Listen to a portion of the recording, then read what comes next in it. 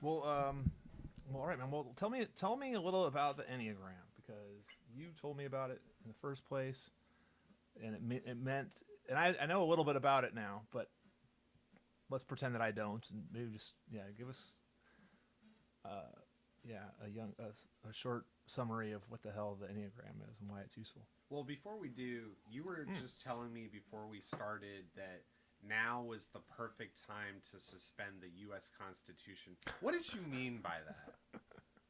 What did you mean? Let me see. Now's the perfect time to suspend. That's in the news right now. Oh, because in New Mexico, there's an emergency. There's some kind of emergency, and so the governor, I assume it's a lady, she's signed an emergency order to basically suspend this. It's so I think that probably not everybody's characterizing it this way, but we're gonna a lot. So no more concealed carry. Like all the those are on hold. I see. Okay. That might have been what I meant. I'm not sure. No, I heard Martin Short give that joke like on a late night from actually years ago, but interesting coincidence with the New Mexico thing. Okay. So the the Enneagram. Okay. Yeah, so first of all, I'm in recovery in Alcoholics Anonymous, and I once had a sponsor who, um, it's probably safe to say he's a genius. Like he's several levels more intelligent than I am. And the reason why I say that is that he brought up this Enneagram thing to me, and you got to understand for context that like one of the biggest challenges for me was trusting in a higher believing in a higher power. I was someone who like when I was ripping and running would watch YouTube videos about like atheist debates rabbi or atheist debates imam, and it was like a pro wrestling video where like the atheist would always like lay the smackdown. So then, you know, in a short time later, I find myself in recovery.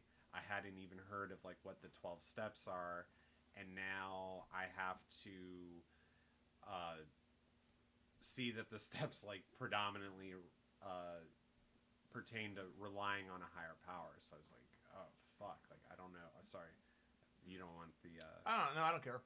okay, Fuck it. fuck it. Yeah. So yeah, I was just like, what am I gonna do? And shortly thereafter, I started working with this particular sponsor, and he's talking about this Enneagram, which had influence in the three like Abrahamic religions, like Judaism, Christianity, Islam.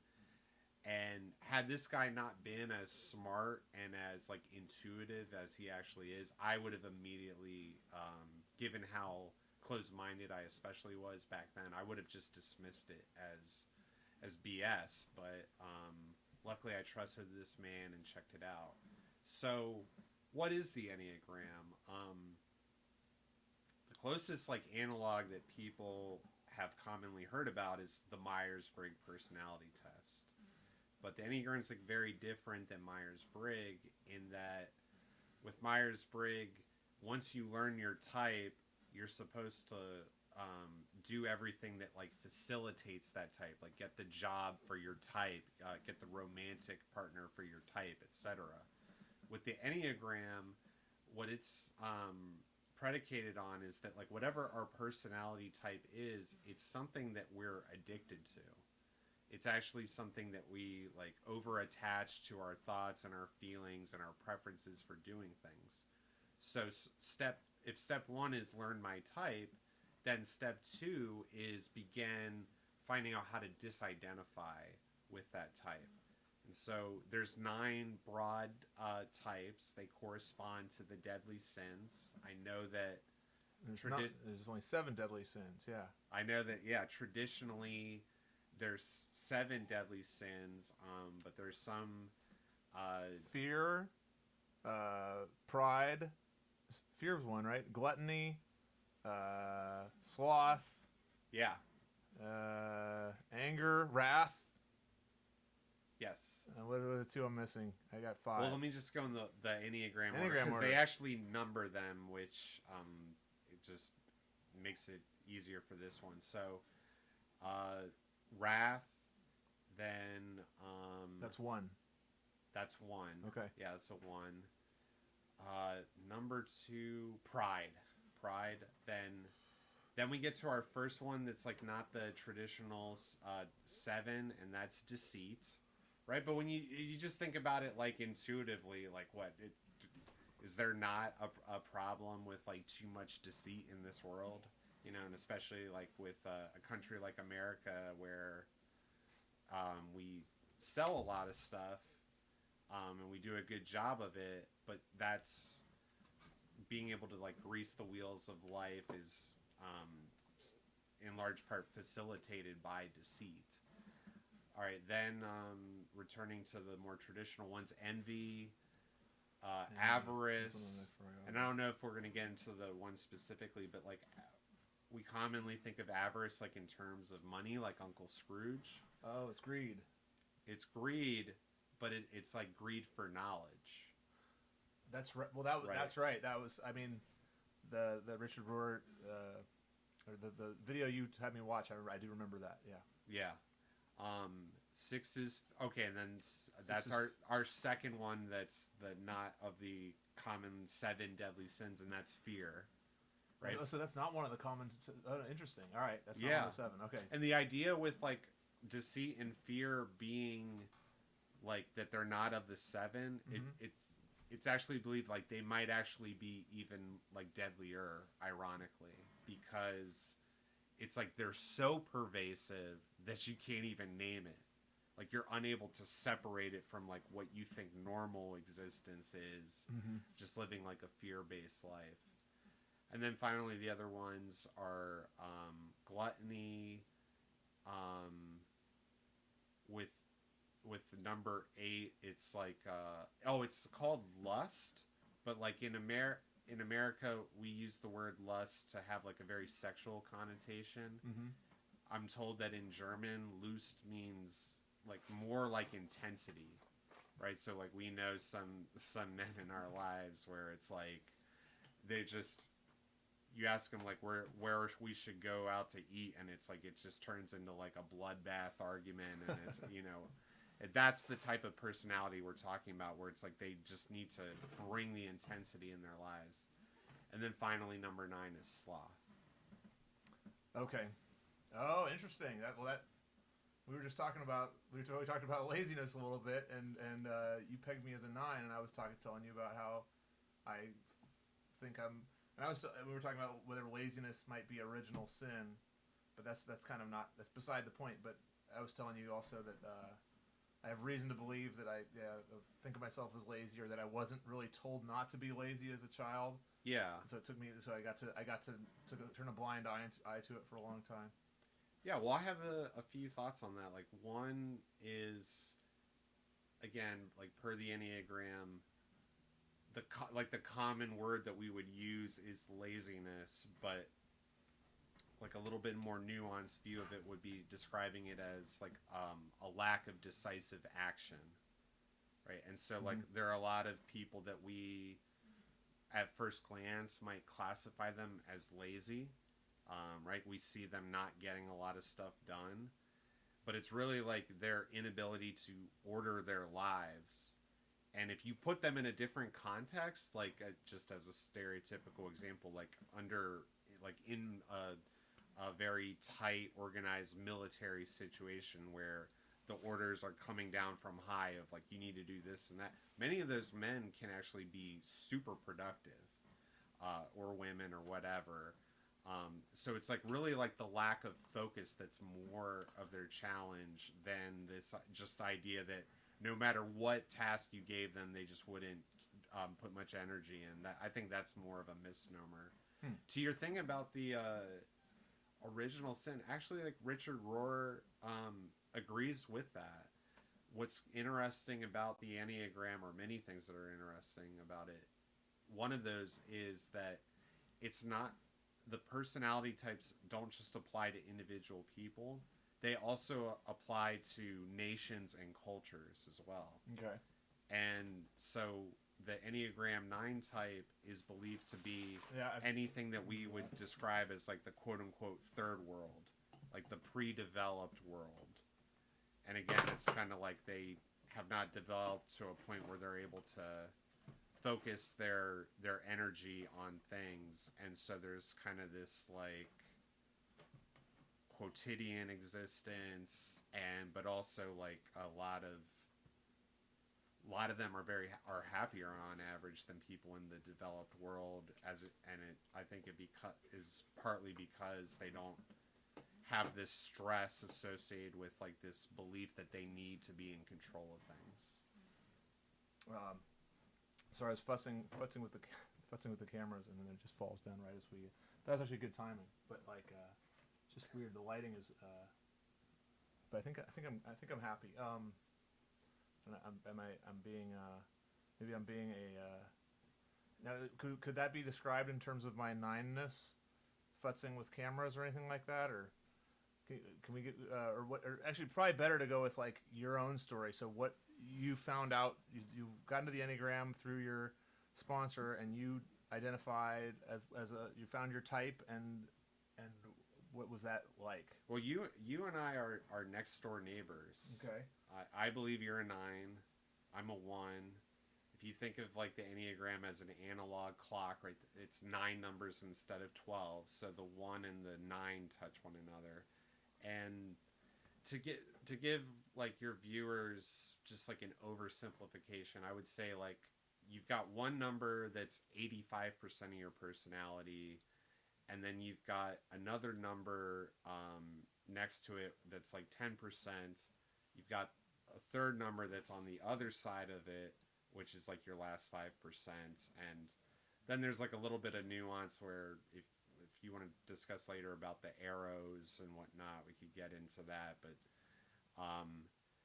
to your thing, it's like I think you might be a 9-wing 1, which would be like your second biggest number is the 1. I'm a 1-wing 9, so then we're kind of we have a lot in common. What does that mean? What's what that? What is that? What are the not? What's the one? What are the ones? So like, because I remember, okay, one's sin was anger, and 9 sin was sloth. Yeah. But what did it? Yeah, what did it mean just for you to sort of own that type? Yeah, it's Or how's it helped you? one is anger, and it's coming from like a need to like perfectionistically control everything. Mm-hmm. And so you see how like these numbers like actually really complement one another, right? Like the 9 and the 1 are in some ways like opposite. Mm-hmm. And it's like thank God, right? Mm-hmm. Imagine if I only had one energy and I was like only anal and never just doing anything to like just chill out, right? I would fall apart on my own rigidity. Similarly, the 9 needs something to every once in a while just light a fire under his ass and Mm-hmm. just get something done. So I will talk about me and my thing, but just to put a bow on the point, I've seen you actually move into your oneness at times. There have been times where you've just like called out the men as a team, or as a unit of just like, hey, we're fucking up on position X, and that's where I'm thinking like, oh, he's normally in the 9, he's moving right now into his 1 wing. Yeah, so for me, I don't know if I like remembered a whole lot. It did. There have been a lot of things in recovery that were like very disorienting for them to be revealed to me. I think this one like actually was comforting to like have the clarity. I mentioned that countries have certain personality types. America's a 3, Right. right? So the Enneagram was really comfortable for me to learn about because prior to that, I was judging myself by 3 standards. So for me as a 1, anyone who is a perfectionist, right, they know that they're actually kind of slow to get shit done because if you're doing everything to the most perfectionistic standards, it's going to take a while for you to finish task 1 and then move to task 2, right? And America's sort of like, how can we get as much done with like as little quality control as we can get away with so that we can move to the next widget sell that and like maximize our profit. Mm-hmm. So I was judging myself as a man by those standards. Obviously, my personality just wasn't even aligned with being able to hit those standards, and feeling down on myself as a result. So seeing that was like very liberating. It was also liberating in the sense that prior to learning about the Enneagram, I was like judging. I had this tacit assumption that everyone's just sort of thought like me, and so it was like, well, everybody wants to have these like high moral standards, so why the hell isn't everybody like living that way? And it was like really a source of resentment, like, which is the sin. I know we use words like wrath. Just think for the listener, wrath, anger, resentment, that they're somewhat interchangeable. They pertain to the same thing, Mm-hmm. right? So that's the sin of the Enneagram Type 1. So me being able to see other people's thing, like, I really appreciated that. Um, I have found in my life that I've often chosen to align with Enneagram 3s, actually to compensate for the fact that I'm too slow to get a lot of widgets done. So I'll get with a guy or a gal who can do that. And then what I provide to him or her is I make sure the widgets are performed to a certain level of quality. And then with all the numbers, I can appreciate like how you harmonize a room, for example, how you don't say some shit just to like hear your own voice, as as almost every man of any other personality type is going to be doing that a lot. You bring a natural humility, and each of the 9 types brings something to the table. The Enneagram has been called the 9 faces of God. It's like God himself embodies all of these things. With humans, we just get to have one face. We get to show, I guess, 1/9 of what God can bring to the table. Yeah, that makes it reminds me of like some kind of sorcerer's stone, like or like, I mean, God is like a light, but then like a way of a great helpful interpretation of the light. Is that kind of how you see it? As like a because it makes me I've think of, only like, read one Harry Potter book. Is that what you're referencing? maybe. Well, I guess there's also that Marvel. Marvel, they have the 7. In the Avengers series, I think they had like 7 Yeah. I things never they were watched like chasing. the Marvel movies. Yeah, I don't think we're missing that. No, I don't need to throw any shade at the Marvel people, but I guess also I'm just thinking. I guess what I'm wondering is, or a little bit referencing is, they ask us about mathematics a lot. Is it created or discovered? Like, as you mentioned, if it's got like, is it just like it's the 9 things, or like it was created by some smart people on just like how to kind of a key to a helpful key to life. Yeah. You know what I mean? Yeah, I honestly don't know much of like the back history. Mm-hmm. I don't even think like Richard Rohr in he himself knows a whole lot. I don't know. Are you like interested in that type of thing where it's not just the final product, but like what was the historical process to get us to that product? In a way, yeah, with math, it helps. I feel like, or a story kind of helps, but no,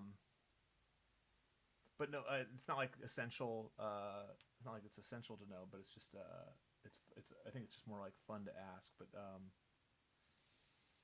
yeah, uh, I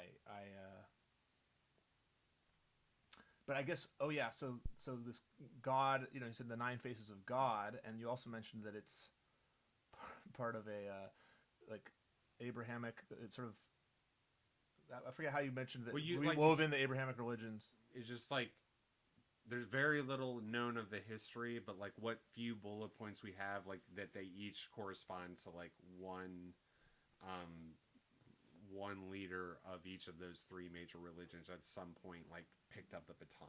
That's all. Okay, and then but then my thought also was like, well, so is this the kind of thing? Do you think it's more in the realm of like everybody could learn it in like a secular way, or is it more like of a thing that like would be useful for like churches and mosques, and does it belong with religion? You know what I mean? I think presently it's like much more secularized. Yeah, yeah. Like if you like did an inventory of what percentage of videos with X number of hits that are talking about the Enneagram, that like overwhelmingly it's like a secular YouTube series. Right. I think it's great for everybody. I've, you know, Richard Rohr does it. There's another man named Tom LaHue that does it, like of the religious leaders. And as you would probably expect, they get pushback because it's like this just seems like, speaking of the word sorcerer, it just seems like some sorcerer bullshit that's like adulterating the Christian canon. Right. But I think it's, you know, the thing that's going to be the most difficult like ticket to getting anybody to be invested in the Enneagram is like, do you want to look at your own weaknesses, right? Oh yeah. You know, like who would want to do that unless it was like a precondition to something really important in their lives, like being able to stay sober, right? For me as a one, right, the moral, that maybe I didn't mention that, we're perfectionists, but it tends to be of like a moral dimension. So I just find myself naturally attracted to looking at the dark side of things, and especially the dark side of myself. When you look at someone like a 7 who, I mentioned the sin is gluttony, but it's really like an avoidance of pain. The Enneagram Type 7 is like the old Southwest slogan, "Want to get away," right? And they're always thinking about like the next party, or like the drug, the next hit of the drug that's going to be better than the previous hit, or the next sex escapade, or whatever. They're always doing those acts. They're running away from their own pain. Someone like that is going to have like the biggest barrier to wanting to pick up any Enneagram type material. Do you have like a reading list? Like, do you have a place you want to go with the Enneagram still? Like, or is it like it's been useful to you, but now it's like in the past, or more like you want to bring it to other people? What's the That's a good question. I do bring it to other people. I have sponsees. I am not shy from like steering away from like the AA canon and going into like whatever helps the sponsees. I do revisit the Enneagram stuff a lot. Again, it just anything that provides us, like, Enneagram ones really prefer order. And so just watching those videos, it recenters me. I feel back in an ordered world. So I find myself returning to that a lot. I have been just on a total different thing, like reading a lot of Carl Jung recently. And so, you know, I'm always down to like check out new paradigms. Coincidentally, he like brought up in one of my readings a slogan. He was talking about philosophy, and he said something like, "I don't make any hesitation to drink from the cup of philosophy, but I make sure to only drink a certain amount at a time."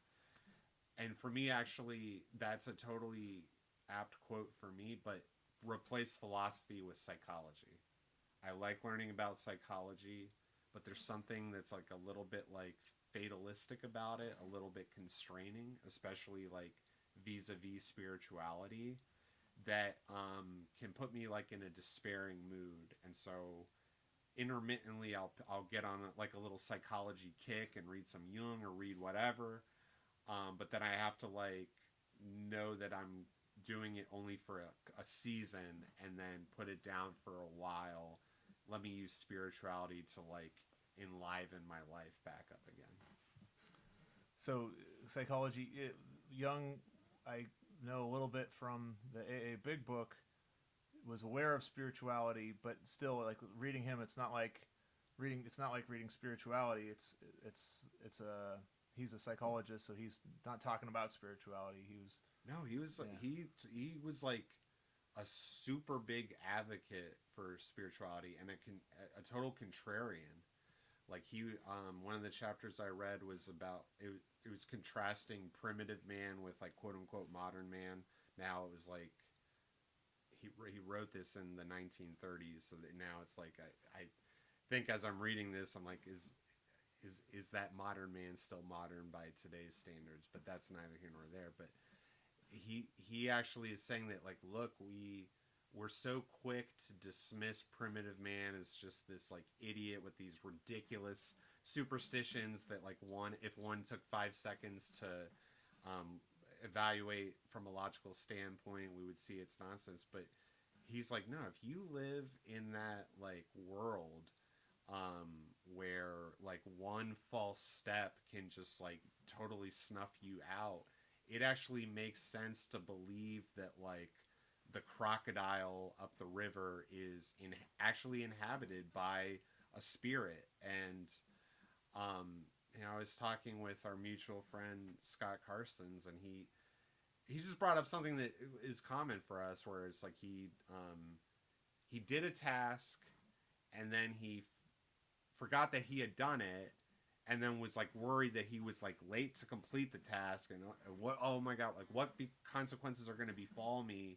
And then he checked, and it was like, oh, he had already done it, right? And I've done stuff like that like constantly, and a lot this week I noticed. And but when you think about like nothing, my life was never on the line for all those things, right? And so the level of importance I give to making a misstep in that way, it makes sense for my modern lifestyle to not place a lot of emphasis on that. But if you put me in a primitive man's context, where I would see like, oh, some wolves attacked our sheep last night, and there was like a major thunderstorm a few hours later, and somebody came down sick a few hours later than that.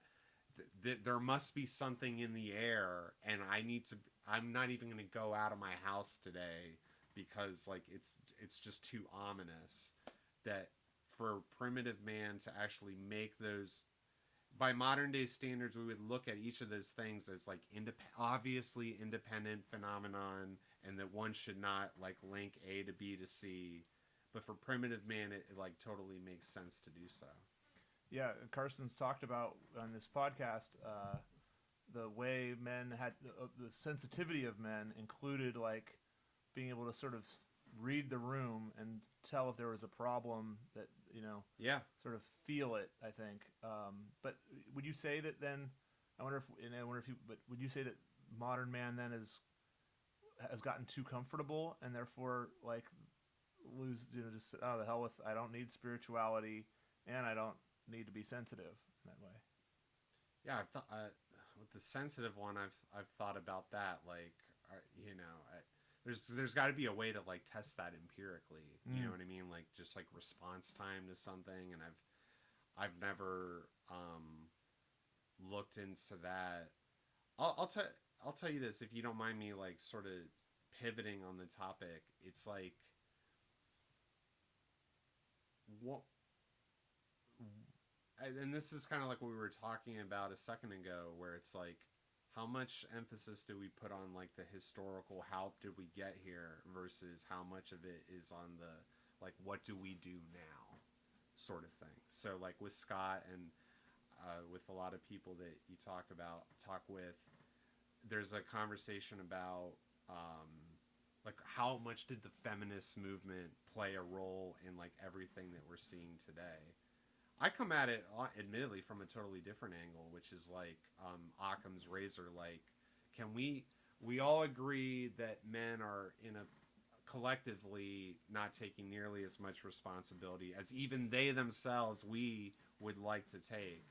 So Occam's razor is just sort of, what can we do to up that responsibility, and do we even need to include the theories about that this meaningfully is related to increased feminine philosophy running amok.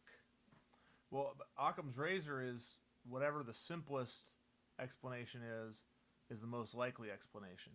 But you're like almost extending it. You're like, almost like, well, whatever the explanation, we just need. What are we going to do about it? It's Yeah. kind of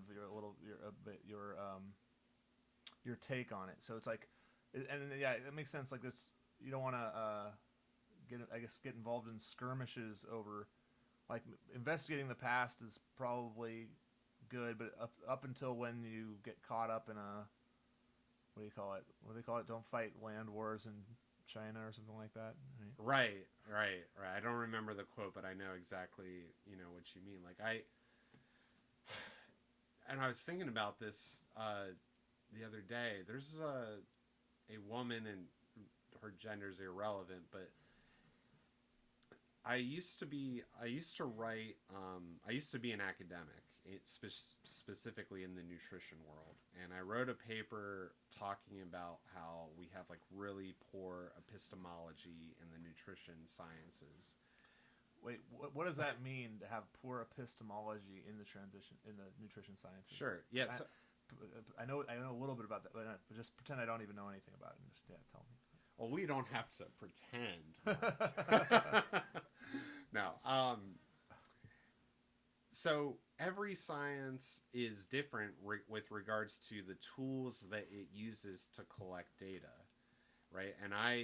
And the importantly, the quality of those tools and therefore the trustworthiness of the data collected from those tools can vary greatly from discipline to discipline.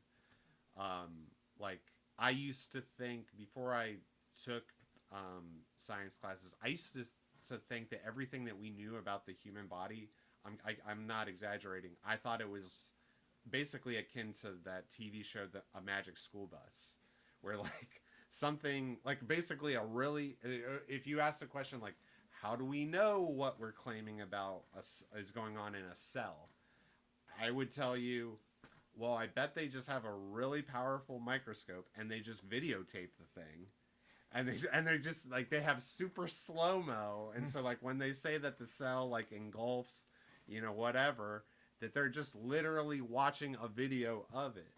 And then it's like come to learn out that these processes like happen so quickly that like our video we cannot possibly videotape them, and we have to infer them by other methods. So, and just to give you an example of like the difference in the quality of things to or like how easy it is to learn about a certain thing, like the heart is a pump, right? So especially admittedly we've gone beyond studying like does it work like a pump or not, and we're in more of a nuanced territory, and therefore we need more like high powered technology. But for a while it was just like how hard is it to do an investigation on how a pump works, contrast that with the brain, right, where it's like what the fuck is consciousness? Is it all does it all boil down to materialism? Is there any part of consciousness that arises independent of materialism, etc.? So obviously things like psychology cannot be studied with as much trustworthiness as studying about a pump. But that's not to denigrate psychology or nutrition. In some ways, it's even more noble to venture into an area of science where it's harder to actually do that science. The important thing is just to be honest about the limitations. Nutrition would seem to be neither so much the heart nor the brain, but like the stomach. But right, what I guess it would be a little bit the brain. What is the so you were an academic in the field of nutrition, Yeah. and so the epistemology could be maybe a synonym could be like the tools of acquiring knowledge, and then you started talking about how those tools were Shoddy. okay. Yeah, because right, nutrition science, you think about it like, okay, what's the independent variable? That's obvious. It's like the food that people are taking in. Then the dependent variable is the health outcome. Do they get cardiovascular disease? Do they get diabetes? Do they live longer because they did diet X, etc.? Mm-hmm. Well, the health outcome thing is always the same, like across different types of disciplines. So like exercise science and nutrition science, typically look at similar health outcomes. Again, like they both look at diabetes, they both look at cardiovascular disease. So we're good to go on the dependent variables. That's kind of the same. But the thing that obviously differentiates nutrition science from all these other ones is the independent variable. So when I say nutrition science has poor epistemology, what I'm specifically saying is it has a poor ability to measure food intake in a way that where we can trust the results of the study. And it basically boils down to a dilemma. Either A, you do a study where you basically like lock people up almost like an asylum style, and you're able to measure everything that they ate, right? You actually weigh the food before they eat it. You weigh what's left over and infer how much is eaten by the difference. You can videotape the eating event, etc. That's like one extreme.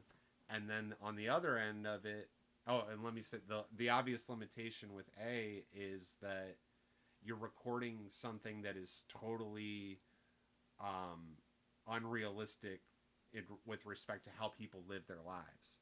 They don't. Most people don't live their lives in a prison style setting, so measuring how they actually their dietary habits there don't translate that well into the real world.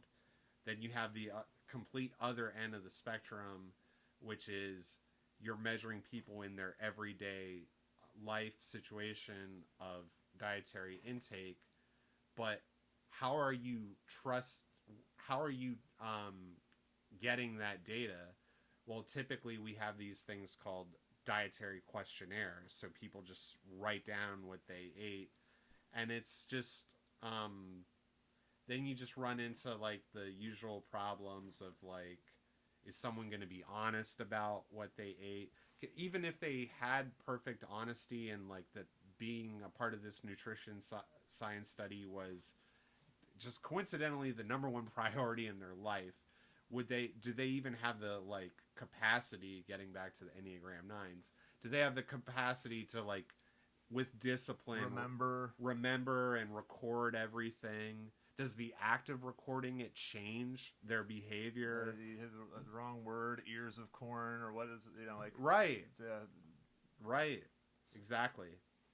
So there have been studies like this. These are not just theoretical concerns. There have been empirical studies where there's something called the NHANES, which is like the most prestigious type of observational study, like in other words, big numbers of people measuring their dietary intake. And this study found that 2/3 of the participants end up recording a level of energy intake that's not compatible with life. Like they just say they're eating such a small amount that it's like you would be dead. 2/3 if that of the were participants, true. yeah, okay. 2/3, yeah. Right.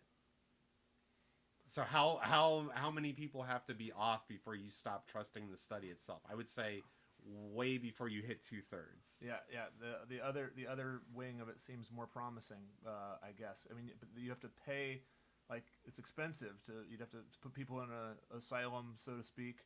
I mean, people will do that for money, but you have to pay. It's like, and then you can only get a sample size of what you can afford. How many people can you afford to like do your diet program and be recorded eating? I would assume. I'm not even as sanguine as that. What's sanguine mean in this case? It's like blood, so it's like optimistic. Sangre, like, yeah. Right. I am not nearly as optimistic about the confined scenario.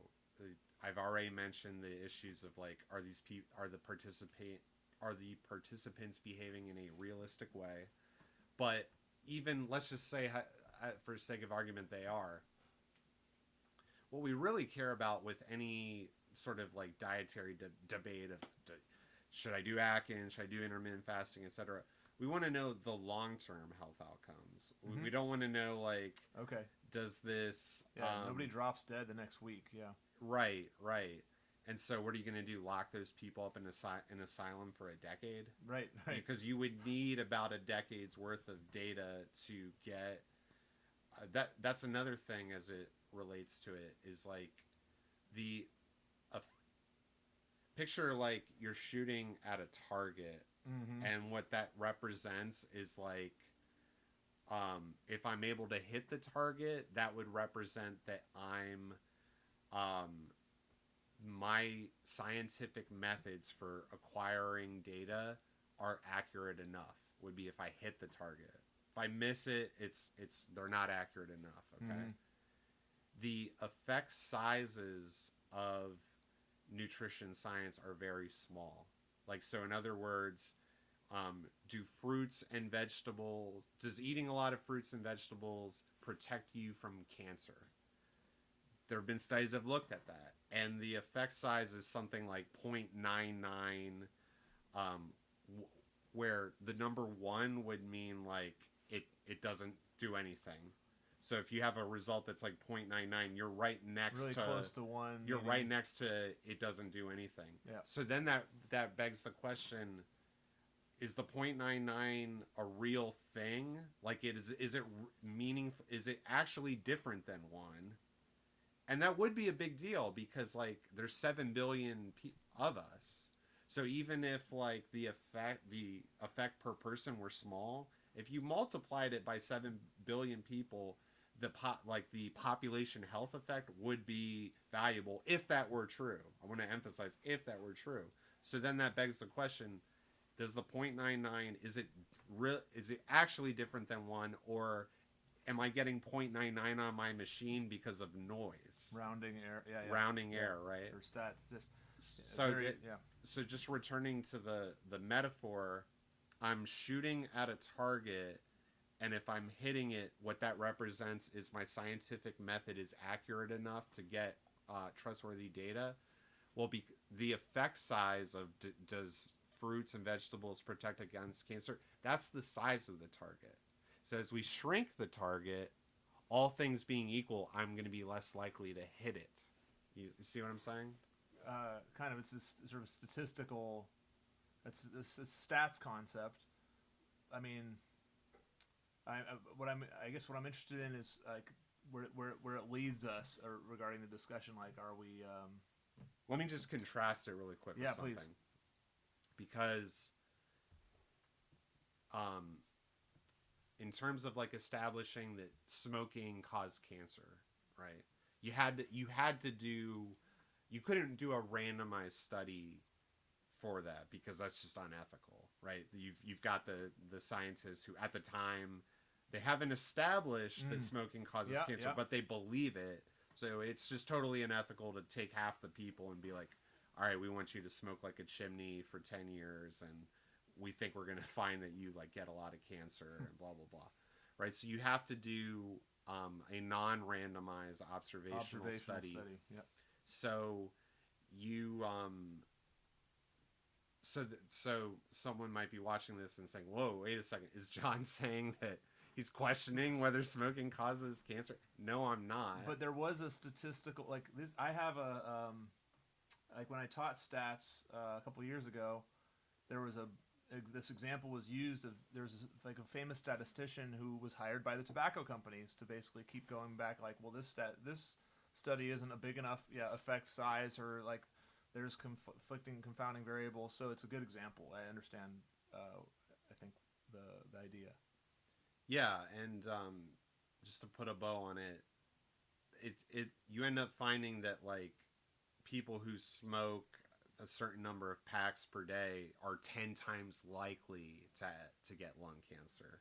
So it's the fact that the finding is 10 times likely, where it's like, okay, maybe there's some noise here. Maybe the real answer is 8 times as likely. Maybe the real answer is 15 times. But we know it's not 1-to-1, like whether you smoke a lot or don't smoke at all.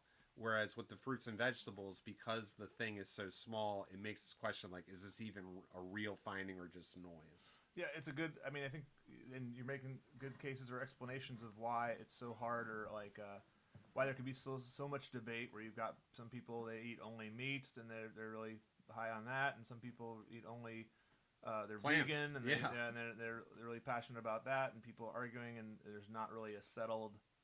Like, it's hard to get stuff settled, even when you have something that kind of is settled, like smoking causes cancer, there's still like there's room for it's just like I mean why there's still room for the Earth is round, but there's still people who have the flat Earth conspiracy theory, and they have occupy some place on the internet, and they'll have their whole Do thing. you want me?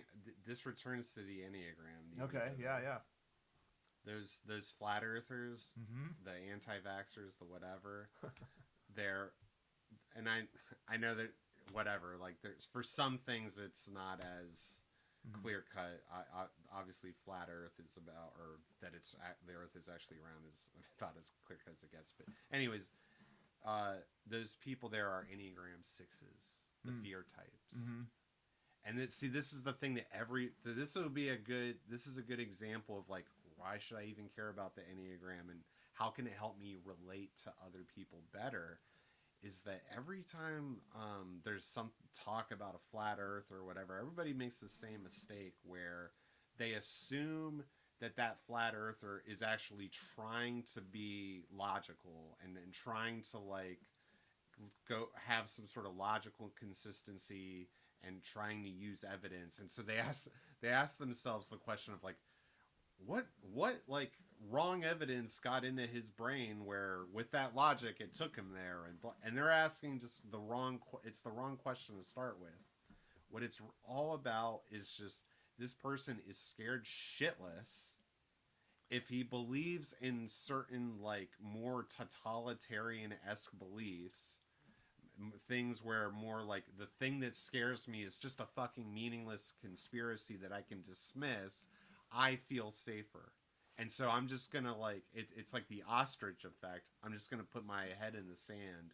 So it has you don't you get nowhere when you're trying to like approach the Kyrie Irvings of the world with data and this idea that we can solve this with more knowledge. If you actually want to make a difference in that person's life, do something to make them feel safer. If you're effective in that way, they'll naturally discard the ridiculous belief that the whole point is to prop up an illusion of safety. Well said. I think I hear that. Like it's yeah. If you're talking to somebody, and what I think of is also it reminds me as you were speaking about the addictive component of the fear. So if you try to talk them somebody out, they're addicted. They want to be afraid in that moment. So trying to uh, you know talk them out of it, like is gonna not work out well. It also reminds me of an example where of I was doing trust fall work, and somebody was like the person was having trouble. They weren't able to trust, and one of the people working with them was like, "Well, you can trust us. What have we done to let you down, or what you can trust us?" I was like, no, it wasn't about you. They don't trust themselves, or they don't like they're having an inner issue kind of thing, and so I mean it's not exactly the same thing, but maybe analogous. Oh, I think that's really useful. So like what not I mean not necessarily restricting into the trust fall, but like what do you recommend for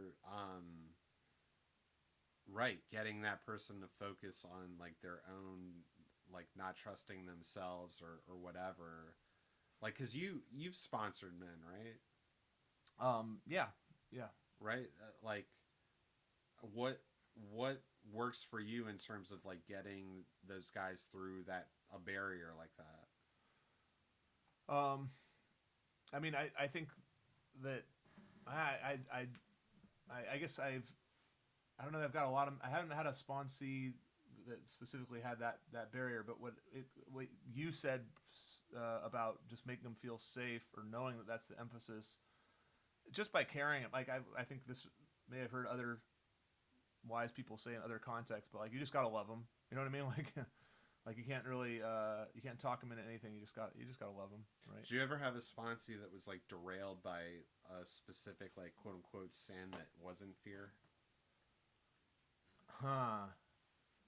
I don't know if I have. I don't think that I have.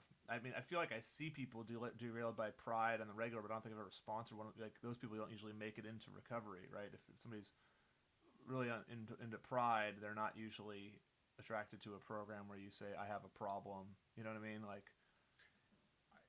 It's funny. I will just say, in regards to that, I actually see them in recovery all the time, and the, one of the big differences is like there's kind of like two camps what on this belief of like what does step one mean, right? And so for your audience who may not be in the rooms, step one is like I'm powerless over alcohol and my life's unmanageable, right? And it's like it's literally the first step, and it is that for the reason because it's like I have to discard the old ways before I can refill myself with some sort of like new, more productive way of spiritually operating in this world. And but there's two camps on it. Like so, one camp is the degree of my powerlessness begins and ends with my substance of choice, like alcohol. And I'm not powerless at all over whatever, right? And so you right to your the Enneagram 3 with the sin of pride. If they don't do enough spiritual work, they might just that's one way to become a dry drunk, Mm-hmm. where they'll they will confine this one part of their life, the drinking of the alcohol, and say, "All right, I'm powerless here. I admit that. Everything else, I've got it. I'm in control." And the what's so challenging about all of these Enneagram types and the sins is we're so fucking good at it. So for the 3, he really is a fucking dynamo. He's getting shit done. He's making money. Women are tend to be attracted to him. He's seen as a successful man. So why would he want to give up any of that stuff? Even for me, like the job that I work, I'm a medical writer. The client gives me their data and or their writing in a very disordered state, and then I return it to them in a very ordered state. And so it just keeps giving me this feedback of, wow, John, you really know how to put shit in order, you know? And like on our men's team, some people describe me as impeccable, right? And it's like, you know, he's bringing the perfectionism, baby, you know? And it's gratifying my ego in a way that traps me in an addictive way of viewing myself. Okay, and that, I mean, it's clear. I know that like pride is all over the place and everywhere, and like so it's like there's no shortage of pride traps, including on a men's teams where you know we kick we put stuff in or we tell each other where we've got holes, but there's definitely a lot of like like patting each other on the back, and that could be ego feeding, blowing smoke up each other's asses. Well, Kind of stuff, here's the nuance with yeah, pride yeah, is that it's not like I think a lot of like the everyday English use of the word will be like my ego and I'm like super accomplished and blah blah blah, but it's really like a pride about I don't need anything, and I especially don't need anything interpersonally. So a lot of people who have that like quote unquote sin, and here let me just say for the listeners, like when I use the word sin, it's just like it's a word people have heard of. I'm not trying to attach a moral valence to it. mm. I'm not trying to be like judgmental. I believe everybody has an original type sin, so we're all in this together. Sin meaning missing the mark, kind of. Exactly, right? So just something as neutral as missing the Mark Dittmer. But so a lot of people who are Enneagram 3s, they grew up in an environment, like typically with their parents, is what I'm alluding to, where they're told, you're not allowed to have needs. Your needs don't matter. Mm. Maybe they had like a kid brother who was super sick and needed like all the attention of the parents, and so they're like, "Hey, Timmy, like we need you to be tough and like." But what they mean by tough is like, don't come to us with your needs. Like we're fucking overwhelmed with Ralph over here, and so you just can't bring us your shit. And so it's really hard for somebody like especially a kid, to psychologically accept that. And so they create this lie of like, oh no, it's not because my parents didn't like meet all my needs. It's I'm just a fucking Superman who doesn't need needs. Right? So I invite you to look at it like with the men's team stuff in terms of that. It's not so much like pride as in the guys are saying, look at what I accomplished, whoop de woo. Mm-hmm. It's more like guys being like, oh, the reason why I didn't ask anyone on my team for help is because I don't need help. Okay. Sure. Sure. That would yeah. Uh, I'm thinking, and I want to. Let's put a pin in psychology, which we were kind of talking about, that led us to the nutrition, and then came back. But we've talked about men's teams a little bit. My last podcast was with Karstens and Mr. Karstens, and he talked a little bit about the man-to-man weekend. But without respecting the confidentiality of our organization, can you talk about men's teams, what they've meant, what your experience has been getting involved in that? Yeah, absolutely. I mean, I was afraid to interact with men. I had like almost 20 years ago, I had joined a fraternity, was afraid of men then. I acted out as like from that and got kicked out of the fraternity, and like I was so psychologically unadvanced, not knowing myself, that I didn't even know really like what was the link between like my behavior and my thoughts and the outcome of me getting kicked out. I just knew like, ooh, when I'm around men, uh, shit's sort of squirrely. I don't really feel all that safe.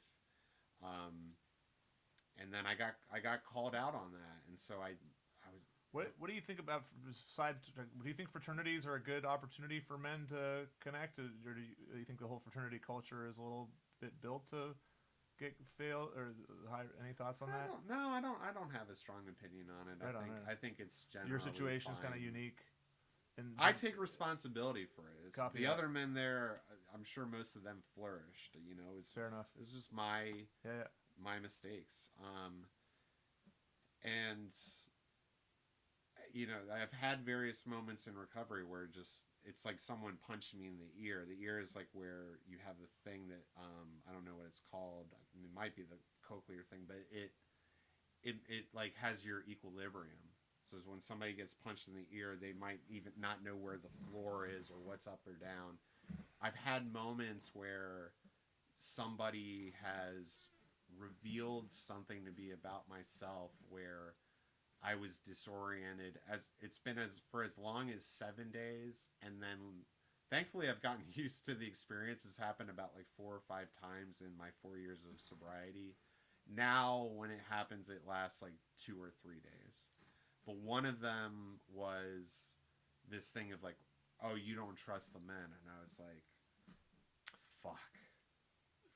It's just the guy who said that is right, and I just what am I going to do about it? I have to rectify this.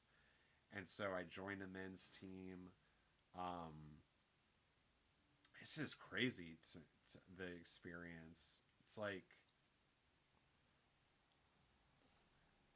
in in the work world, I feel like work is often designed in a way to like take these like uh, clashing personalities and get them to work together and not have the personalities like manifest as something problematic.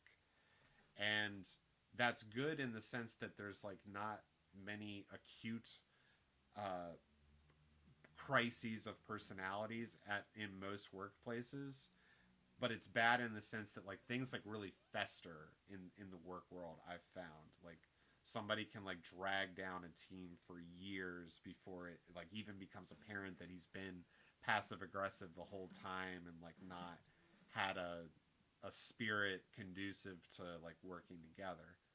With the men's teams, it's like the exact opposite. Like every little thing where a man changes his context, and here I'm using the word to mean like how many people does he care about serving today? Huh. For most of the time, it's like I'm just caring about serving myself, right? Uh-huh. But is he having a wider context where he's caring about his immediate family? Is it wider than that? He's caring about his team. Is it wider and he's caring about community, etc. Right. What I've found is on a men's team, when there's like these acute changes of a guy like focusing on, last week he was focusing on himself, and then next week he's focusing on levels above his team, that it like has a quickly uplifting effect. But the reverse is also true.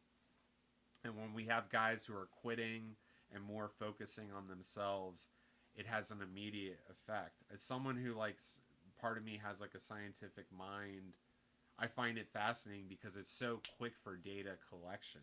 It's like because the independent variables are changing so quickly, and now we're getting new dependent variables as a result, and I'm learning a lot about it. So the dependent variable would be some extent the morale of the team. Yeah, which is hard to measure in terms of, it's kind of ethereal. yeah. But you feel it.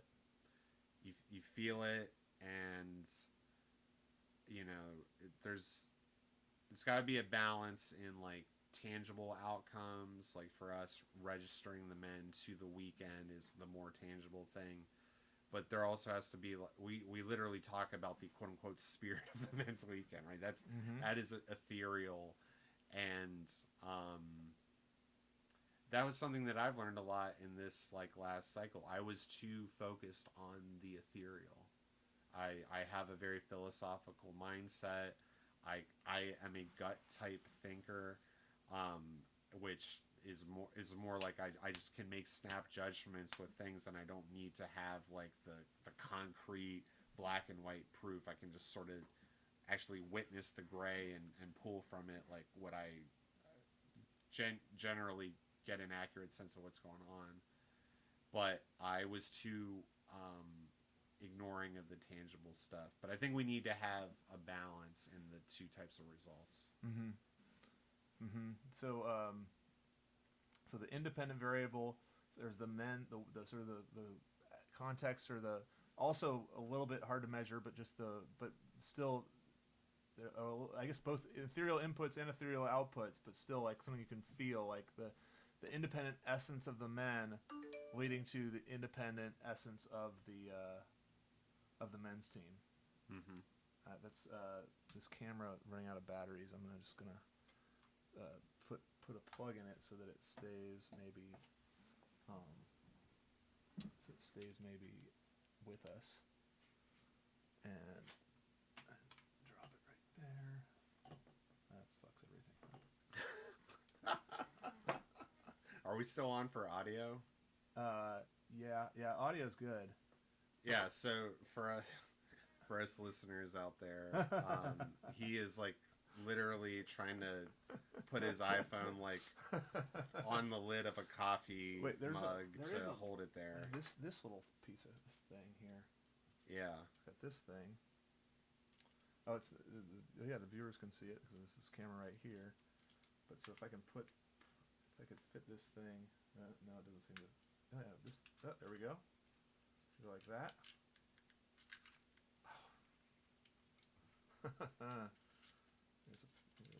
People get to look at my cat for a second.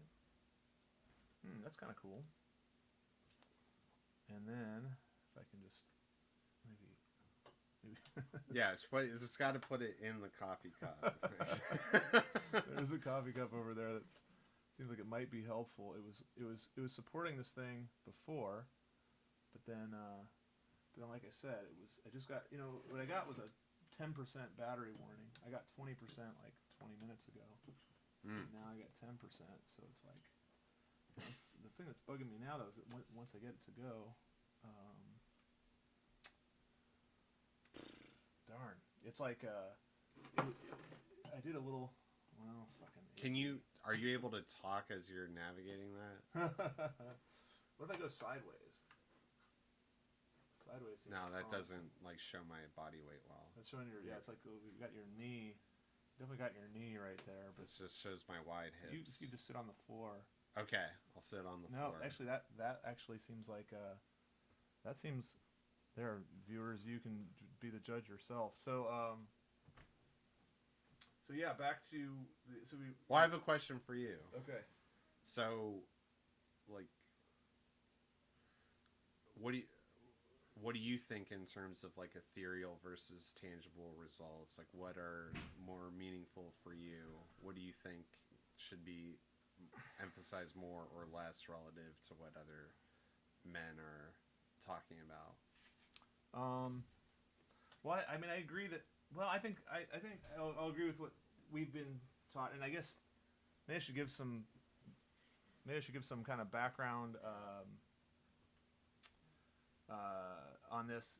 So we try to we use this term, we use this idea of results or targets or things that we want to accomplish a lot, and then we talk about. So we you and I were just using it in this discussion of like just sizing up a situation, inputs and outputs. But we often have used it before in terms of like things that we're aiming Goals, for. yeah. Yeah. And then it's like when we try to compare or review each other's goals, say like, oh, here's an ethereal one, here's a concrete Tangible, one. yeah. Yeah. And I agree that like I think it's good to ground oneself in a lot of concrete results, but then one can get really mired down in boredom, like if it's just all like Which one juices you up more? juices me up more as ethereal, yeah, because it's like Okay. yeah, the ethereal result is kind of like almost the spirit of the CPR, so to speak, to use some not to, of the spirit of the results or the spirit of the The soul. You know? yeah, because yeah, I guess that's like well, so we were I was talking about like secular, whether your experience of the Enneagram is like secular or religious, like keeping it secular, I think limits it a lot. Like I think that if we, I was having this discussion with somebody else earlier, like we need spirit, we need religion, but we definitely can't define religion. So that's never going to be or a spirit. So that's always going Right. to be an ethereal. I think, like, by definition, like the moment something could be defined, like it would actually move to a category of a natural science. Mm-hmm. You know? Mm-hmm. Right. Yeah. That's sort of like why. So science can, by definition, not answer the question of like whether there is a higher power. Like that's Right. beyond. That's not a scientific question. Right. Yeah. So, but I don't know that. So yeah, clearly. So, and I think spirits. This has been on my mind like as a thing that our society needs to navigate is this borderline between science and religion. And I guess Jung is a good. I mean, he's probably. I think he's like the that. poster child for that. Right. Yeah. So what do you mean by like quote unquote needing to navigate this borderland? Well, I read. I mean, one of the books that made me decide I thought there is a higher power is Zen and the Art of Motorcycle Maintenance, and it's all about that. Like, it's not really about the other book you're maintenance. reading. The Wind Up Bird Chronicle. It seems like you like titles that like juxtapose actually ethereal with concrete. There you go. Yeah, Zen and Motorcycle Maintenance. The Wind Up Bird Chronicles. Yeah, I that book though explicitly as a theme, and then so does Scott Peck, The Road Less Traveled, which is the guy I was telling you about. Had that idea about original sin, and he's considered like an heir of Jung. Like Scott Peck is very much like I think continuing the ideas of Jung a little bit. Okay. Allegedly, I haven't read Jung. Okay. So, independent of them, or if these other men came up with it, what do you personally think about like this?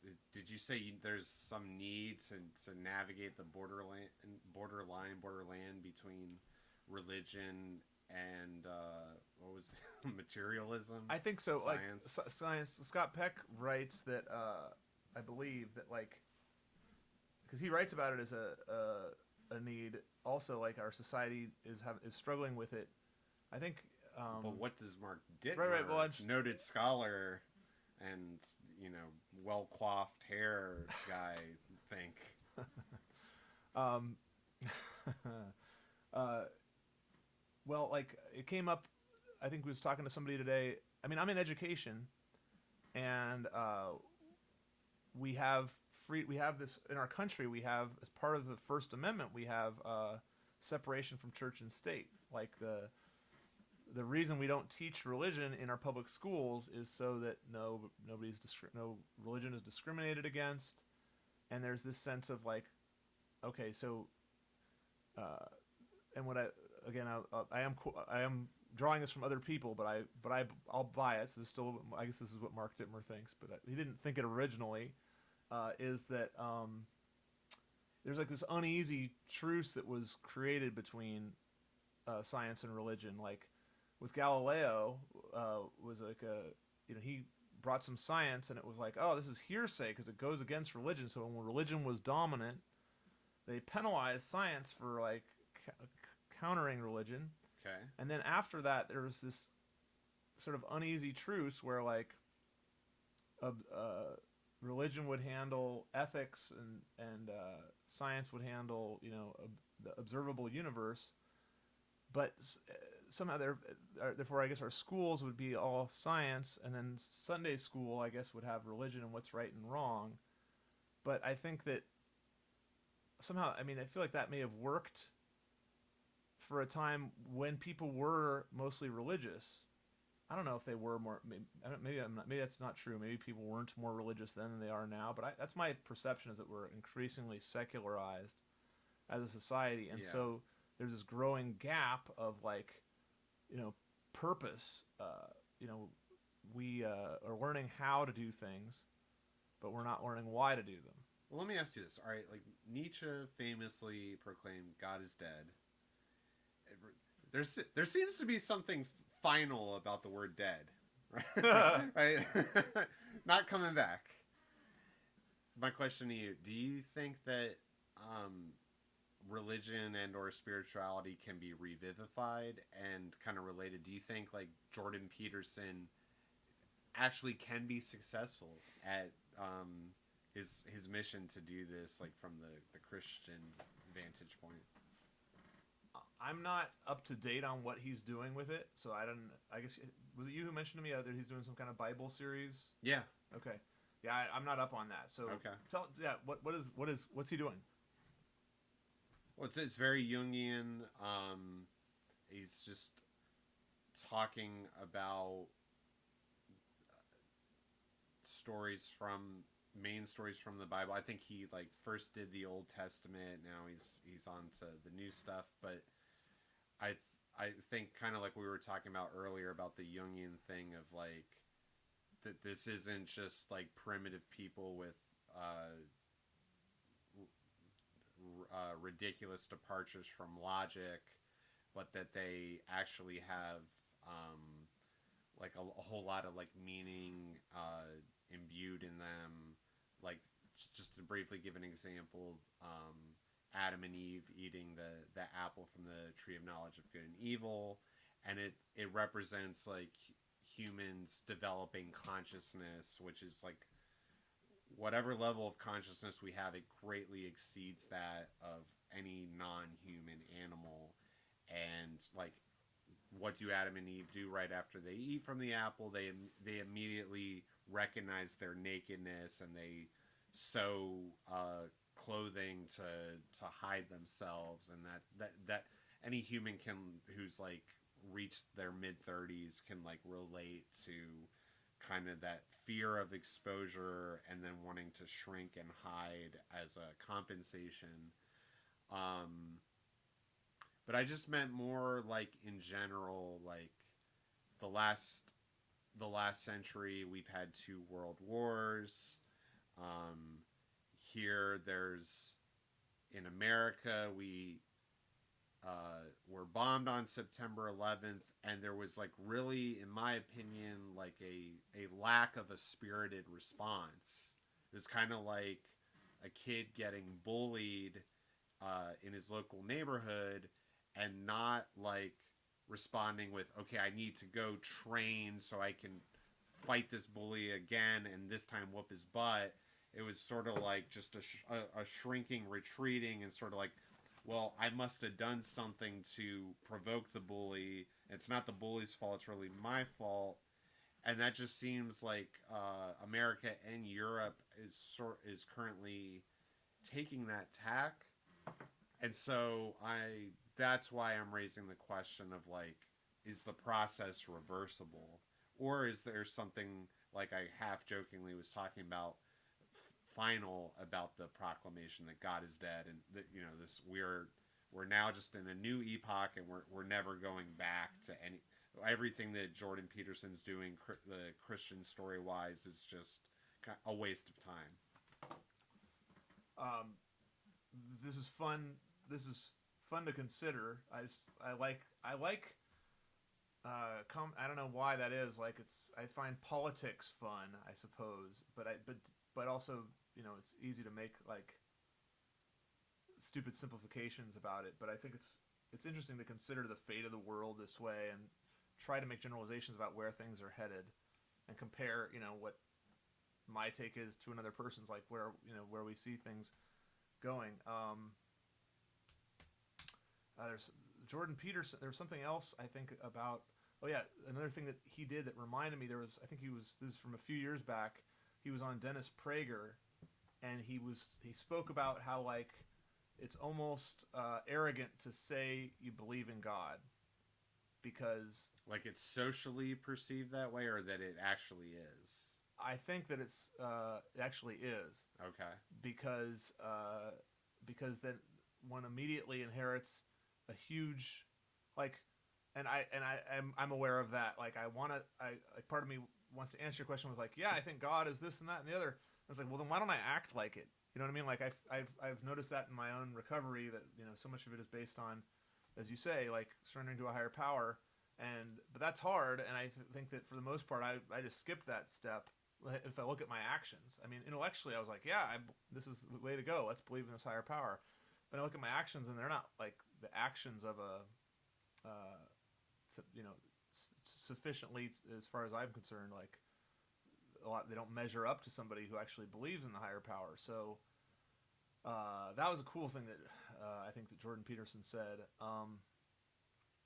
And I think that, so I think that maybe that to answer the other question about like whether it can come back, I mean, I think it's not without a lot of effort. Probably would be the answer, right? Like Okay.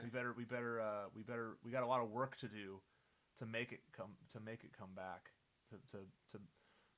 Do you want it to? to You fluff seem to to imply fluff the spirit, so you, to speak, to bring it back. well, you seem to imply you want it to come back. Yeah, yeah, it seems like I don't see how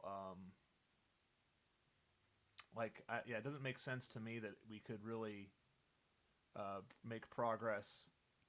Yeah, sorry. Well, how about this as a devil's advocate Go for it. response? Okay. So in the AA Big Book, there's the one part that people know well about, like the Wright brothers and the airplane is invoked, and the idea is like, well, just because the first 1,000 attempts at human flight didn't work doesn't mean it's never going to work, right? Okay, what if we applied that same logic to secularism? Maybe secularism 1.0 is a fucking disaster. Maybe 2.0 isn't good, but maybe when we get to 17.0, it's like we've hit it. It works. I guess the real question is not maybe the question about whether it works is the right question to ask. I was going to say, well, my argument is not based on whether it works, but whether it's true. Like, is it a? I think the evidence would point, like the evidence. I'm more persuaded, but then again, what Jesus says, by their fruits you shall know them. So really, the best evidence that would be true would be it working. So yeah, I mean, and that by that rationale, we could give secularism its moments, right? Like, let's see if it can work.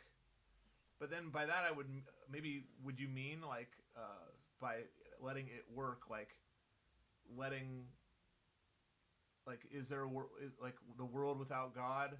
Like let's act as if there's no God and see what happens, kind of like that, or do you mean like, well, let's let these institutions be run separate from God, but then God can be separate over here in these smaller churches, but not like dominant in the philosophy. You know what I mean? Okay, when I say it's not working, I'm just like referring to like the rampant levels of depression Mm-hmm. in the Western world, Yep. the normalization of addiction. I remember when I first heard the term binge watch, and that just like blew my mind Okay. because I thought like it was like a TV critic was reviewing a show and he was saying it like this is like a really binge watchable show. And I remember thinking, wow, like the makers of that show must be really upset with him, like for him likening it to something that like obviously has like negative connotations, like addiction. But now it's like it's obviously a normalized thing. It's actually people promote their own shows just being like by its addictive qualities. Like that blows my mind that that's been so normalized. So when I talk about like would secularism 17.0 work, I mean um, would the depression cease? Would people be happy? Um, I was about to say, would they find their lives meaningful? But I, while I ultimately think you need to have meaning in life, I'm at least open to it, the possibility that it could be a Brave New World thing where it's like, no, you're just happy, even though it's devoid of meaning. I don't think it'll work. I don't think secularism 17.0 will work. But that's why I asked you that. But on the topic of American pragmatism, in other words, if it works, therefore it's true. You seem to suggest a minute ago that you find that unsettling. Do you like that? There's some sort of like. Do you believe that there's a like a platonic truth that's like independent of if it works, therefore it's true, and that we should not just emphasize like only pragmatic considerations of things of meaning. I'm not really clear on that. I don't know if I even like could conceptualize the distinction so much. You know. Oh, that like if people, I mean, just to give like an oversimplified thing, it's like if everybody in a village mis incorrectly believed something about biology, but that incorrect belief all led them to behaving in a way that was good for the village, so it worked, Okay. right? So like an American pragmatist outlook on that would just be like, well, let's just call it true. It worked, therefore it's true. Okay. More like a platonic thing would be like, no, no, they were just like factually incorrect from the start, and we should never give up the ghost, so to speak. We should never pretend that they were accurately ascertaining truth about what they stumbled upon that happened to work. Well, again, now I'm seeing some shades in that example, but then some parts of that example threw me off a little bit. So I'm not. But it makes me think of this little exchange between Lex Friedman and Michael Malice, where Lex is talking about why he wants to engage with all these commenters on YouTube, and Michael Malice says like, you can't because they do not have. Now it says 5% remaining. I fucking plugged it in. It's not something's not working there. This is weird because wait, is this no? This has got to be plugged in. This is the fuck.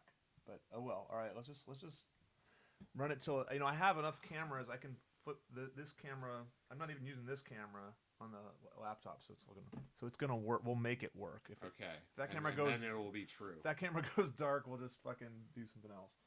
But and then it'll be true. I guess that's right.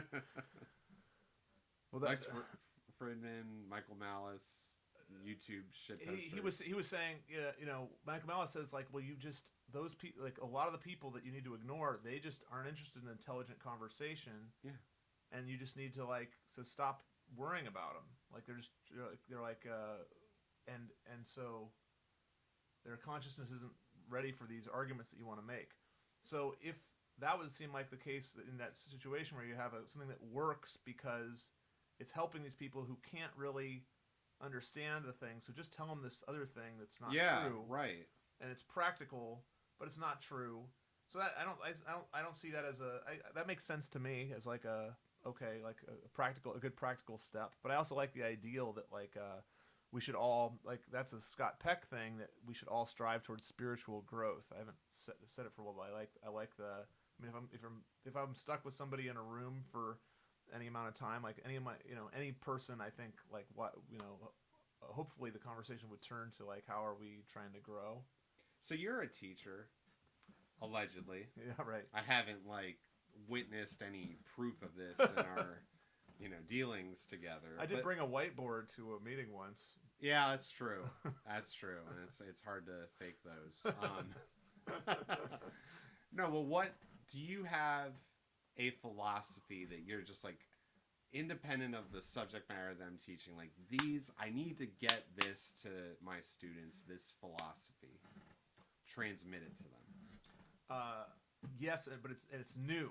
I think it like came almost from your men's weekend. I decided at your men's weekend that a true teacher makes his students want to do good in the world. Like he pushes his whole a true teacher is all just concerned with how can I get these people to do good in the world. Like for the sounds sake like of, what we were just talking about. for the sake of the people that are for the sake of the people that they're going to interact with. Like if you're my student, like I don't want you to go and fuck stuff up. So can I if I can get you toward like good, that's and what's good is, Why do you believe that? well, in part because I was at that men's weekend just sort of struck by look at this guy. I mean, look at this how this program just straight like that's something to me. That's what it distilled into was like telling this swath of people like, look, you fuckers, just do good. Like go and it's like on certain things like it's just obvious. This is right. Go fucking do that. Okay. And it hit me like I thought it was beautiful because, it's hard to speak that way because we are so grounded in sort of science and like moralizing is not really welcome. Like I think that you have to really gain somebody's trust to then just tell them to do good. Like I'm not gonna if somebody hasn't really won my admiration and shown themselves to be like good in my eyes, then why the fuck am I gonna listen to their pitch for goodness? But that's sort of I think what I saw or I witnessed, and I thought it resonated with like a lot of the people that I admired going back to. I mean, I don't know, where does it land for you? Well, I want to ask you this. Like, No, okay, I'm you trying to get off the hot seat, I guess, but I can let's stay on it. So with without like breaking confidentiality of like weekend technology and whatnot, you had just said that the people's default response is that they don't want to be lectured on morals. How were Scott and Mitch able to get away with it? What are they bringing that made it not just like I'm tolerating it, but actually like give me more. I want to eat more of this. Mitch, I met first, and I did a Sterling graduate course with him, and he just constantly, I thought, had just interesting shit to say that just resonated. Like he would speak about, I think that's probably the answer for both of them is that they would speak about these things in ways that resonated. Like they understood they understand the pain of being a man. Okay. And they speak of it without dramatization. They don't need to make it up. They don't need to exaggerate. They just speak plainly about it, and yeah, and then I think that they also like. I mean, Scott in particular has you know, as you to use your phrase, like punched me in the ear a few times in ways that like really it was like clear how valuable it was. Like it was sort of like, oh, you know, I got the punch, and then it's like I got a call the next, you know, day or whatever. But there was just a sense of like, okay, this guy does that because he cares, or the other men would say like, oh, he does that because he cares, and it was just kind of like, oh yeah, that's what I know I need it. Like the few times I get it, it's like if I that's a hard thing to describe. Where you get like, I heard somebody at an AA meeting say, my sponsor was really hard on me, but that was perfect because the only way I really knew how to accept love was to be like yelled at. And Yeah. I thought there's Is some that of that. is that so for you? I don't know if it's the only way I know how to be loved, but it sure does sort of. I mean, it did win me over in that case. Like Okay. it worked then. You know what I mean? So Can you tell the audience one of the ear punches that you think would be most helpful to them? yeah, you're not supposed to wait until you're like a perfect, con- um, totally evolved, or there's a word for like self actualized. You know, you don't wait till you have nirvana to start helping people. Like Okay. that's sort of I think I've got that lesson a couple times. I've got that punched in my ear a couple times. Like, I'm surprised to hear that because ever since I've known you, you've been helping people, and you're nowhere near fucking Nirvana. And no, but joking aside, you've been helping people all along. So were you hesitating to do like more help or something? uh, yeah, well, I guess no. I think I probably wasn't helping people as much at that time. Okay. Yeah, I mean that's probably the case because yeah, because I do, man, like talking about myself. I think I remember one time getting punched in the ear and being like I was getting like grilled over something, and I'm like, well, I like this, you know, the limelight was on me. Guys were like, you know, picking me apart a little bit, and I was like, well, I like this. You know, then the answer was like, well, of course you do. It's all about you. You know, it's like, oh fuck, like that's thought I was original in liking this kind of conversation. So yeah, and like I hope that this format, you know, is a chance. Like why I think this works for me interviewing other people is because it's not about me. I mean, not to. I'm not trying to. So that should quash this line of questioning. No, I'm just. But I'm saying that like. I picked up on the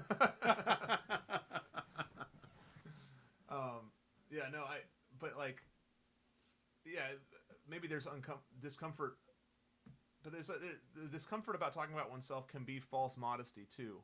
So I don't want to, so we can talk about me some, no, I'm just kidding.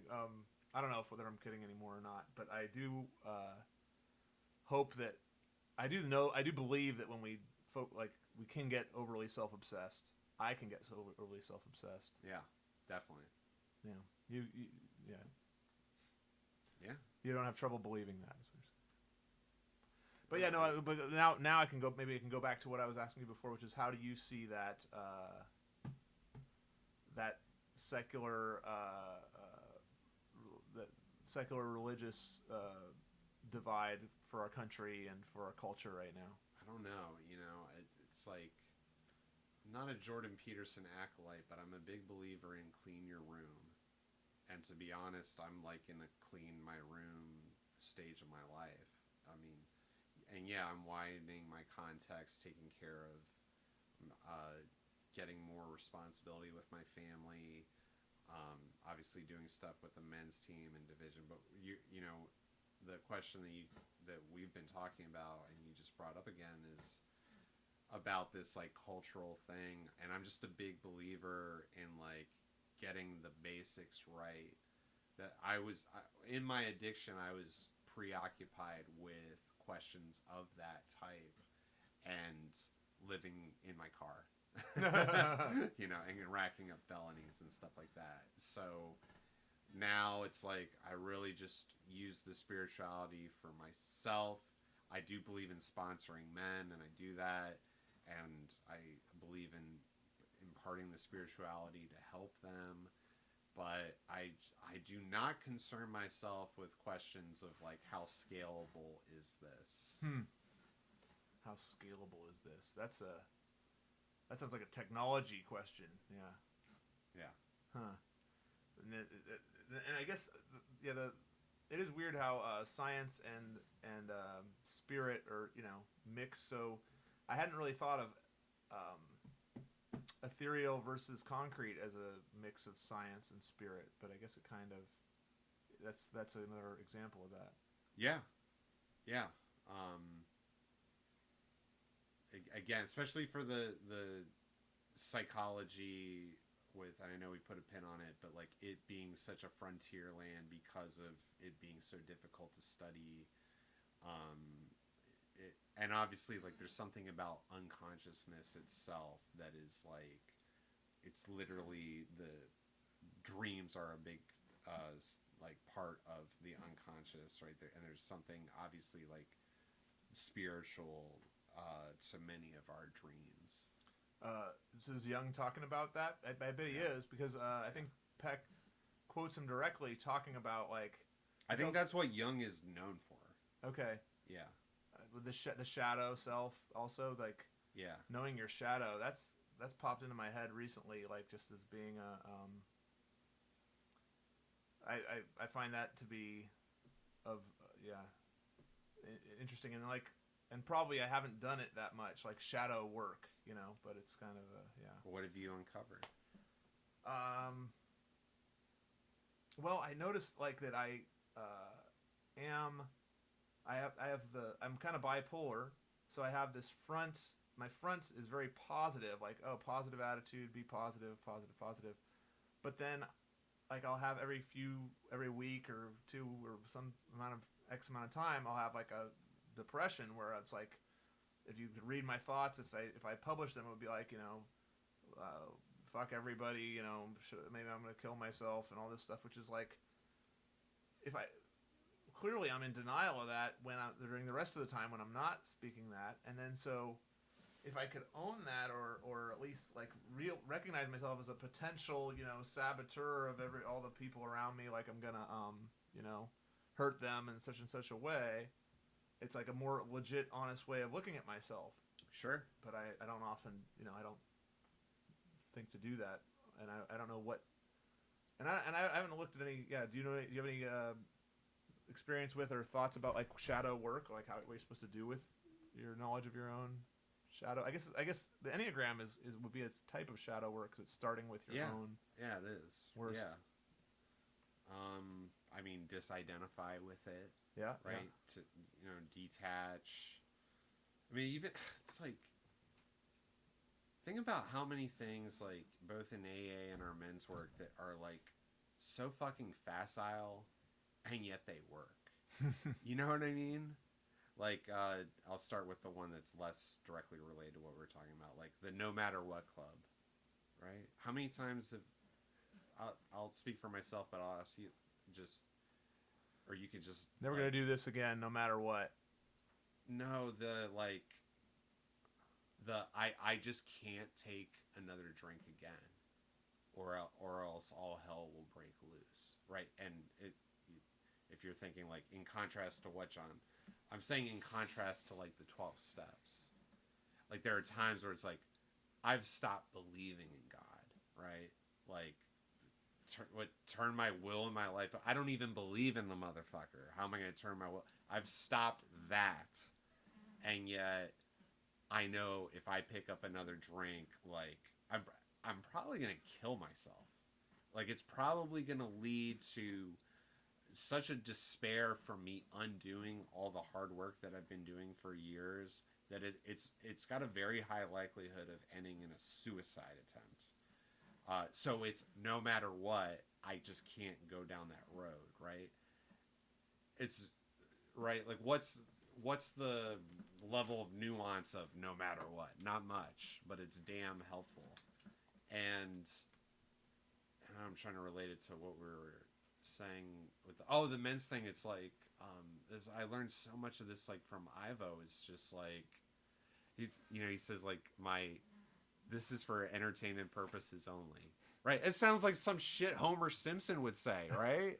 It's like what a fucking dumb thing to say. And then it's like, but if I just apply it, it's like, man, my boss is pissing me off, and it's like I want to respond to him in a way that I know like would like really jeopardize like the like put a high risk of me getting fired right now, or someone cut me off, and I want to respond in a way that where like there's a high likelihood of physical violence or whatever, and it's like if I can just apply this is just for fucking entertainment purposes only, like, oh, I'm feeling depressed, like, oh, what a weird channel I'm on right now, like maybe I'll maybe I'll change the channel or just turn off the fucking TV, or anger, any of these things. That's just one of the many tools I'm thinking about in terms of like disidentification. um, I wonder like how it would. So I wonder, and you you have some interest in this because you have kids. Like, where would you even start talking about this stuff with kids? Like, how would you, like, are kids like able to pick up on any of this kind of thing? Do you think? Oh, absolutely. Uh huh. Yeah, absolutely, absolutely. Um, yeah, I've been separated from my kids for like 5 years due to my own misbehavior in the past. I can say in the last 4 years, it's just been like, it's not like I haven't made mistakes, but it's like, god damn, have I been like putting together a lot of next right things, and god damn, have I been like emphasizing turning back to the good when I make a mistake, like really like minimizing the effects of it, the shock waves of it, um, and it's been really good. Now, so my daughter now is 8, Zara, and so I last saw her when she was 2.5, and this was like when the movie Moana was really big. Have you ever seen it? I don't know if I saw it, but I know. I think I know it. Yeah, yeah. Not Mulan. Moana. Moana. Okay. That terrible feminist trope about this woman freeing her. No, it really is about like this I don't heroine. know if I know it. Yeah. This is about this heroine, and The Rock plays this like arrogant. Oh demigod. yeah. Oh yeah. But it actually is a sweet story. Uh huh. I remember. Oh fuck! Like I had misbehaved, got kicked out of the house. I deserved it, and then my ex-wife was giving me another chance, which I subsequently blew, right?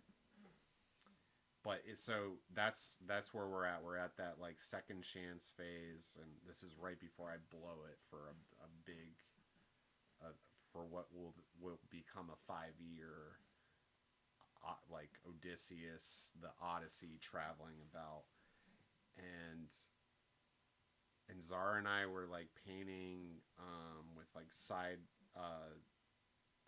like the chalk for the driveway chalk is what I'm trying to say, and we're drawing the antagonist, which is like this crab like figure, and we're drawing the rock guy, the demigod, and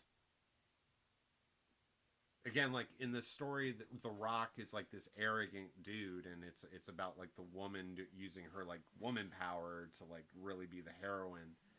And so at one point in his arrogance, the Rock like just fucking leaves. He's like, man, fuck this. Not a verbatim quote. You might be fine, but he leaves, and please don't sue us, Disney, for our misrepresenting your character. Yeah, yeah. But then he comes back, and like right at the moment where like Moana's about to get like pinched by the crab, right? He comes back and saves the day at the last second. And Zara was like,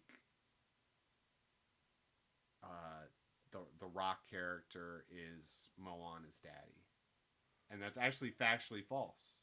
He's not. He's just some demigod that has no blood relation to Moana whatsoever, right?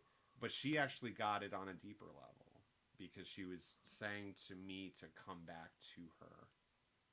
And I didn't get the lesson then, but I damn sure have it now. And I'm returning to bring that to her. So she'll get it. And actually, the stuff I only listened to like 20 minutes of you and Scott, but he was talking about the four pillars. And I honestly don't even know what it's from. And whatever, neither here nor there. But what Scott said in that thing was it was that he like had first conceptualized it in terms of like the obligations of fatherhood. And I just like perked up as I was listening to it. And so it's like, can my children, Zara, 8, Arrow, 5.5, can they, you know, wordlessly, and I mean they can use words now, but can they also wordlessly pick up on accountability, responsibility, all that? It's like, yeah, absolutely they can, absolutely. And does maybe the question that I'm asking a little bit is like, does it help to bring it to, like, does it matter in what terms we bring it to them? Like, is theology or all the like the stuff Jordan Peterson's doing pertinent to how we bring it to the, like, or when you're asking about, No, it doesn't. No. And it gets back to the like what is the purpose of all this men's stuff that we do? Be the man you always wanted to be.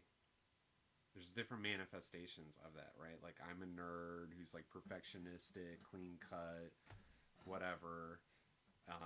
Then there's like someone else who's like audacious and maybe even a little bit grimy, whatever. But we can both be the man we always wanted to be as ourselves, and it's that authenticity, and it's that like you're not going to be perfect about it, but it's that relative lack of barriers that they're never, and the kids they're not going to be able to use words like barriers. It's not going to mean anything to them. Mm-hmm. But I'm damn sure can tell you that they can perceive it. They can perceive whether we're living a relatively free life. Are we really behaving how we want to behave? Now, and then again, bringing Scott back in, it's perfectly fine to behave not how I want to be when the thing that I want to do is say fuck the responsibility, and me not behaving that way is actually I'm taking responsibility. That's the one exception where the kids want to see that, where it's like, okay, I could tell daddy wants to fuck off, but he's actually like showing up at my recital and is trying to be attentive and give a shit. Mm-hmm. But what what will dispirit a kid is like when they know that daddy wants to, as a hypothetical example, he wants to work for himself, but he's too afraid to, so he goes every day to a job that he hates, or he wants to establish healthy boundaries with their mother, but he again too afraid to, or he wants to be he likes the enabling that she does to as her compensation for letting her have these bad boundaries, and et cetera, right? It's that, like, what it comes down to is authenticity. I mean, yeah, I hear that. Those are I can imagine those examples seem clear enough. Another one that came to me was just like my first sponsor, not really ever talking about God, but seeming very, like, still like the effect of his sponsorship was all around helping me establish a relationship with God. He just never talks about God. It's like the steps are kind of like laid out, and you just follow the steps, and but like, but the how did he show it without talking about it? Well, I mean, just the adherence to every part of the program, like just read the book and working the steps, like just being, very. I guess I think that it was kind of like, I mean, maybe he did mention it once, or like he asked me like, have you prayed lately? And then like, oh, if you haven't, well, that sort of explains that. But like, so just the very few times he mentioned it, but it just seemed as though by following the program to the T without ever he certainly didn't disclaim any of the God parts. You know what I mean? But he just but I think he avoided the focusing on the God part.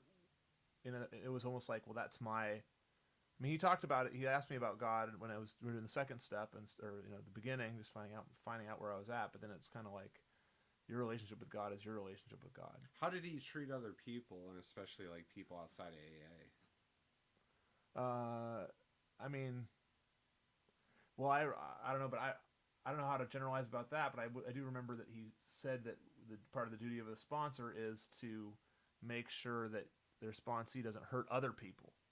So it's like I want you to stop hurting yourself, but more importantly, like you need to stop. You can't hurt other people. I heard somebody else say that on a podcast more recently. It could have been Scott in our conversation, maybe even. But I don't think it was. What do you think of in terms? Because there's many different ways to hurt a person. What are like the things that float to the top of your mind when you hear that? Well, probably being in relationship, being uncaring or clumsy or inconsiderate in relationships. You know, like, pursuing them in a way that's not trying, not giving or not generous or withholding. What does clumsy look like?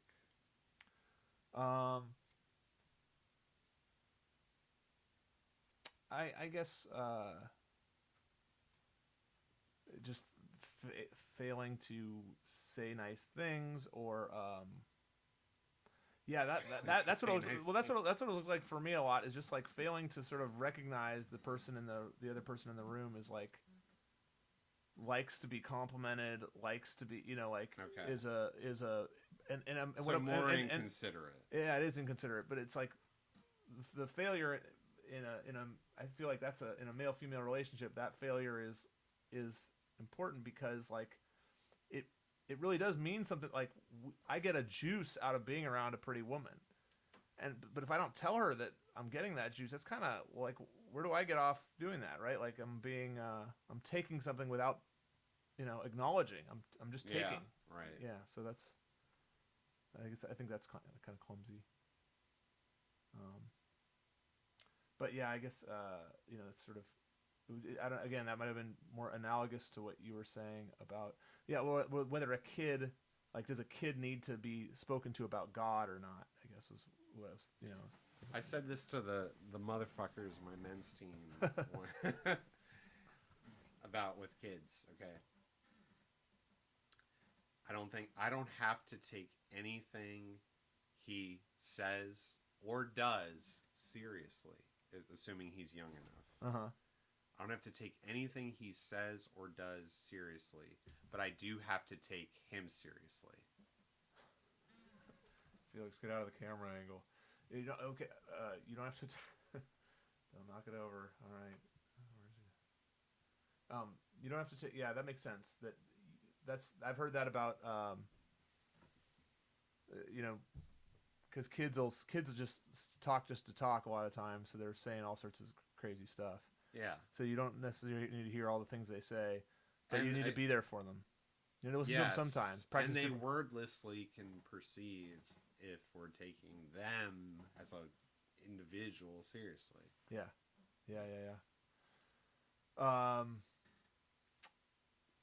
You are so you are your current position in our men's division is the enrollment manager. Yes. What is enrollment, and can you enroll me into the Kwan what this Kwan men's division is? Because or what our mission or purpose is. Not really me, but more our listeners maybe. I don't know, but like me, I could be a proxy. Pretend I'm just anybody listening. Yeah. So we our purpose is to put the spirit of the men's weekends into action by discovering, learning, and teaching other men how to be the man they always wanted to be. So again, we kind of touched on a lot of this stuff, like what does being the man you always wanted to be look like. Um, I'm still defining that for myself. I definitely don't have like a fully formed definition of that. And Well, what about enrollment? What's enrollment? enrollment is, we also talked about this, like there's that balance between the concrete goals and the ethereal goals, right? So concrete, it's just as simple as, get them to the weekend, right? And the ethereal is when I'm being the man I always wanted to be, I'm manifesting in a way that's like naturally inspiring to other people. This is what I was like. I don't think you. I didn't really hear it from you with the sponsor, but I thought that's like when you first brought him up that you might be going there. That there's a way to move about life where I am representing God or spirituality Hmm. or whatever without ever like overtly using the terminology that people are familiar with. Hmm. I the other day, so there's a Safeway by where I work that I go there pretty much every work day to like pick up breakfast. They have like a hot bar, Yum. and there's a woman who works there, and I remember um, she says like, "Can you believe it's been a week already?" And I'm like, I don't know what she's talking about. It's Thursday, and I like politely say as much as a response to her, and she says, "I remember it was last Thursday that you started asking me questions about how my day was going, and you were taking an interest in how I'm doing at life." Right? And so to me, like that's an example of representing God, clearly living as if there is a God or a higher power going on, and none of it involved the typical God language. Mm-hmm. You didn't ask her to if she knew your friend Jesus and whether she wanted to. Yeah, and Yeah. so that was me, like, obviously not a men's team situation, but Mm-hmm. that's me being the man I always wanted to be and thereby enrolling in her life. Yeah, that's I get that certainly like throughout the every day, all the time. Like now, there's a voice in my head saying like, talk to that person or don't, like because so often It's it's just like, such a fucking blessing. It's such a blessing because like I said, I see her every day. Talk about like centering me. I'm not good at like in terms of personal care, like doing centering things like I don't meditate, mm-hmm. and that's just I have no excuse for not doing it. It's just something I'm not doing right now. Blah blah blah. Thank God that I have people like her in my life where because I've literally set a higher standard for myself in terms of how I interact with her. Now, every time I have that, it's a centering thing. Even the success that I've had in Quan with the men, they clearly, um, not everybody says my name with a smile on his face. Men are a tough crowd. Men are, which is They are a part, tough crowd, yeah. but but on average, they definitely treat me with a level of respect that's much higher than the first week that they know me, and it's a higher standard because I have to live up to that every time. It keeps me sharp, and so for the other things that I take outside of my men's division, how I'm doing at work, doing with my family, doing with my friends and whatnot, that higher standard disciplines me in a way where my muscles have been trained enough that I can now go out there and perform in the rest of my life. Um, well, I think that might be like a really good place to put a bow on this interview. And but I want to say thanks. Thanks, really. That was really cool. We could do it again sometime. I'm sure we could come up with more stuff to talk about. And I hope that I'm enrolled, and I want to see you continue to get some of these concrete and ethereal results for you and your family and our community. Thank you for having me. It's been a pleasure. Right on. All right. Signing out. Like and subscribe.